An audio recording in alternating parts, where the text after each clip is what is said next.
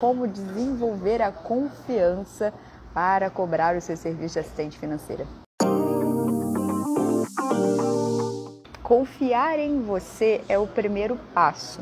Trazer a sua autoconfiança do que você faz, do que você entrega, do que você gera, é o que realmente vai fazer você ganhar as suas 3 liberdades, é o que realmente vai fazer você ajudar outras pessoas e ser remunerado por isso, tá? Então, o primeiro ponto que eu quero trazer isso para vocês é vocês olharem um pouquinho mais para dentro, né? Por que cobrar? O que crenças que você tem dentro de você que te geram medo de cobrar, que te geram insegurança de cobrar pelo que você faz?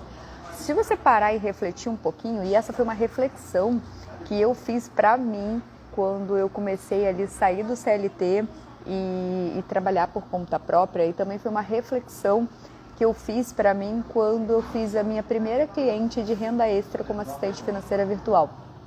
Que ela perguntou para mim: quanto que você cobra para fazer isso? Eu falei: cara, nada, eu conheço você, você é da casa, né, é amiga e tal, não vou te cobrar nada. Ela: não, eu quero que você faça serviço para mim todo mês. Então me coloca um valor que eu vou fazer, coloca um valor que eu vou te pagar. E aí isso me fez refletir muito sobre o cobrar, né? Então, para mim, como era uma habilidade fazer o que eu fazia, para mim, como era algo fácil para mim, eu achava que eu não deveria cobrar pelo que eu fazia, né, para essa pessoa, porque essa pessoa era uma amiga minha. E aí eu comecei a entender por que eu recebo um salário. Porque eu dou para esse emprego, eu dou para essa empresa que me contratou como CLT o meu tempo, o meu conhecimento e a minha disponibilidade. E por isso ela me dá um salário. E aí foi quando eu parei para olhar, tipo, quanto que custa esse meu salário, né? Quantas horas eu trabalho, qual é o custo do meu salário nesse lugar? Então é uma troca de tempo, conhecimento e disponibilidade. Se eu estava fazendo isso para uma empresa, cuja essa empresa me pagava um salário, por que não cobrar para a pessoa que estava me pedindo uma ajuda? Por que não cobrar para essa pessoa que realmente eu ia todo mês fazer aquela atividade para ela? Então, quanto cobrar, né? Que é aquela pergunta que a gente sempre se faz no começo. Quanto que eu cobro? Quanto que vale? Quanto tempo eu vou gastar por isso? Cara, no primeiro cliente a gente não tem essa resposta certa. O primeiro cliente para mim pode ter sido fácil e rápido fazer as atividades deles. O primeiro cliente para você pode ser um cliente mega ultra power trabalhoso que demande muito tempo para você. Então é um pouquinho relativo. Mas para quem está começando e para começar a desenvolver essa confiança do cobrar, eu primeiro sugiro que você tenha um valor mínimo. Então, para você desenvolver essa confiança em você, no que você faz e no que você gera de transformação para o seu cliente, eu sugiro que no seu primeiro cliente você teste com aquilo que você se sinta confortável de cobrar.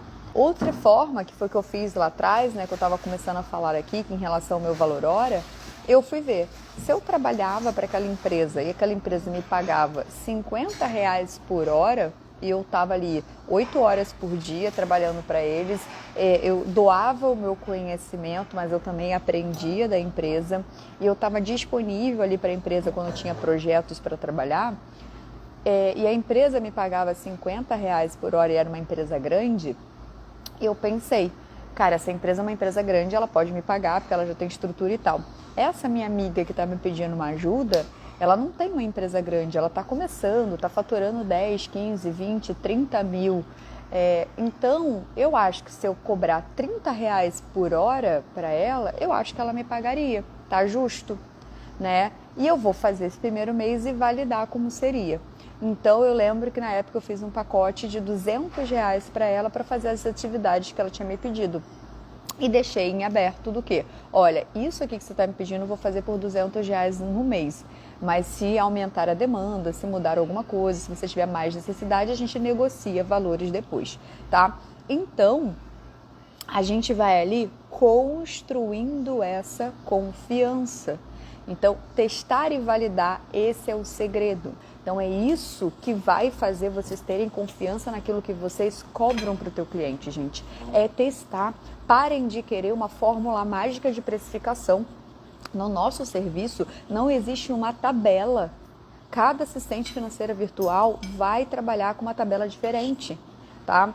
E mais ainda, se vocês tentarem se comparar a empresas de BPO financeiro, que são empresas que têm local físico, essas empresas de BPO, elas são mais caras. Por quê? Porque elas têm funcionário, elas têm escritório, elas têm equipamento, elas têm estrutura. Então, uma empresa de BPO, que é a galera da contabilidade que está fazendo esse setorzinho separado ali, ela vai cobrar de R$500 a R$600 para cima. Porque ela tem uma estrutura, ela tem uma equipe. Você não. Então, não necessariamente você precisa cobrar esse valor se você não se sente confiante nisso. Então, é testar e validar, tá? Não existe pacote exato, pacote fechado. Quanto que eu pratico para você cobrar igual? Eu comecei praticando com R$200, depois aumentei para 500. Hoje, na minha empresa, meu pacote vai de R$650 até mais de R$2.000. Vai depender do que eu observo do meu cliente, tá? Então, um cliente que eu cobre 1.000, o próximo cliente que vier, eu não vou cobrar 1.000 também. Dependendo de necessidade e informação que ele me traga, eu vou cobrar 1.300. Mais do que aquele outro. Então, mesmo que seja pacotes fechados, não é pacote único para todo mundo, tá? Por isso que quando eu atendo o meu cliente, eu falo para ele que é personalizado o atendimento, porque vai de acordo com as necessidades dele. Então, por ser personalizado as tarefas, a minha precificação também é personalizada. Desenvolva a sua confiança fazendo testes. Testa uma primeira forma, testa uma segunda forma, testa uma terceira forma. Quando você fechar o seu primeiro cliente, valida, veja o que deu certo, veja o que não deu, controla a quantidade de horas que você trabalha para ele, controla a quantidade de tarefas que você faz para ele e você vai fazendo um comparativo de tempo e quantidade. Dentro desse tempo e quantidade, você vai ajustando a sua precificação para os próximos clientes, tá? Outro ponto muito importante é você deixar em aberto com o teu cliente, pelo menos pelos 3 meses. Olha, durante esses 3 meses eu consigo te fazer um valor de tanto. Após os 3 meses que eu vou ter uma real noção da sua demanda, eu vou ter uma real noção do seu volume, eu vou ter uma real noção de quanto tempo eu gasto fazendo as suas atividades, a gente vai precisar rever e reajustar a nossa precificação. Tá tudo bem para você? Mas eu vou te dar aqui 3 meses desse acompanhamento por este valor. Combinado assim? Pronto, coloca isso no contrato de prestação de serviço e vai validando, tá? E sempre reforçando com o cliente. Em tal mês a gente vai revisitar o nosso valor. Quando fazer o fechamento de mês, já mostrar para o teu cliente, gastei tanto tempo nas suas atividades dentro desse mês, porque eu precisei arrumar um monte de coisa, então pode ser que mês que vem eu gaste menos tempo, porque esse foi o nosso primeiro mês. A gente trabalhou uma quantidade de lançamentos nesse mês de tanto, então a gente vai reavaliar um segundo mês para ver se você vai manter nesse volume, tá bom? Fez o fechamento do segundo mês, mostre para o teu cliente o comparativo de tempo gasto no primeiro mês com tempo gasto no segundo mês. Quantidade de tarefas executadas no primeiro mês, quantidade de tarefas executadas no segundo mês. Para mostrar para ele a quantidade de volume de coisas que você está cuidando. Para que ele perceba que sozinho ele não ia conseguir fazer aquilo. E por isso que ele precisa de você para continuar fazendo as coisas. Beleza?